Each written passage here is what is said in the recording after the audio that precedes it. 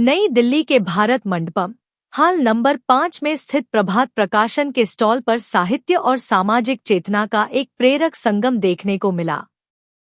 इस विशेष आयोजन का सबसे बड़ा आकर्षण नोबेल पुरस्कार विजेता कैलाश सत्यार्थी रहे, जो स्वयं प्रभात प्रकाशन के स्टॉल पर मौजूद रहे।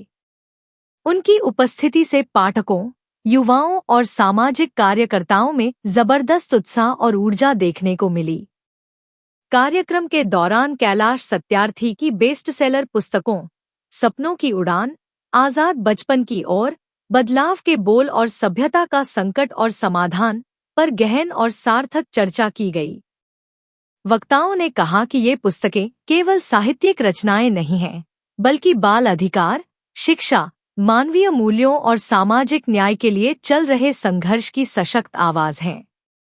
कैलाश सत्यार्थी के विचारों ने यह संदेश दिया कि किसी भी समाज की असली प्रगति बच्चों के सुरक्षित, शिक्षित और आजाद बचपन से तय होती है। यह आयोजन साहित्य के माध्यम से सामाजिक परिवर्तन की प्रेरणा देने वाला साबित हुआ। लोग शुरू में, जैसा गांधी जी ने एक बार कहा कि first they ignore, then they oppose, then they fight, and then eventually you will win. इसका अर्थ ये हो कि पहले तो लोग आपको अनदेखा करेंगे, इसके बाद फिर आपका विरोध करेंगे, फिर आपसे झगड़ा करेंगे, और फिर भी अगर आप नहीं माने तो फिर आप ही जीत जाओगे। तो ऐसा नहीं है कि मैं जीत गया हूं अपनी लड़ाई, लेकिन मेरे साथ वो सब हुआ, पहले इग्नोर हुआ। दुनिया में ये सब मुद्दों पर काम नहीं होता था, भारत ही नहीं पूरी दुनिया में। और उस पर मैंने बात शुरू की तो भारतीय लोगों ने भी पहले तो नकार दिया कि ये समस्या ही नहीं है। दुनिया के दूसरे देशों में जाके मैंने बात की तो उन्होंने कहा कि ये भारत में हो सकता है, हमारे देश में नहीं है। अफ्रीका के देशों में खूब गुलामी चलती थी बच्चों की, पाकिस्तान में मैं जाता था वहां भी गुलामी चलती थी, लेकिन वो कहते थे कैलाश सत्यार्थी तो रॉ का एजेंट है, ये वहां की खुफिया विभाग का एजेंट है, इसलिए हमको बदनाम करा। हमारे यहाँ भी लोग ऐसे कमी नहीं थी ऐसे उद्योगपतियों की, माफियाओं की, जो कहते थे कि ये पाकिस्तान का एजेंट है। तो फिर कुछ लोग कहते थे ये CIA का एजेंट है। तो मैं अपनी एजेंसी लिए घूम रहा था 3 दिन एक साथ, क्यों समझो। तो ये बदनामी थी, ये भी कभी नहीं माना मैं। मुझे क्या फर्क पड़ रहा है, आप किसी का एजेंट बता दो मुझे, इससे क्या फर्क है।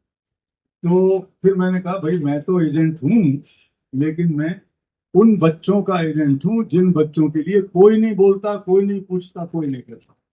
तो पूरी दुनिया के, भारत के नहीं पूरी दुनिया, सब बच्चे एक जैसे होते हैं। तो ये विरोध बहुत, फिर हमले हुए हम पे, हमारे 3 साथी शहीद, और मेरे घर में हमला हुआ, मेरे ऑफिस को जला दिया, मेरे हाथ पांव, मेरा पैर टूटा हुआ है दाहिना, मेरा कंधा टूटा हुआ है, मेरी रिब्स टूटे हुए हैं, मेरे सिर फटे हुए हैं। ये कई बार हमले हमारे ऊपर प्राणघातक हुए, लेकिन इसके बावजूद भी ईश्वर की कृपा से हम बच गए, आशीर्वाद था सबका। तो ये घटनाएं इस तरह की बहुत होती रही है। एक दर्जनों बार हुआ है, मरते मरते बच्चे हैं, अस्पताल में दाखिल रहे हैं।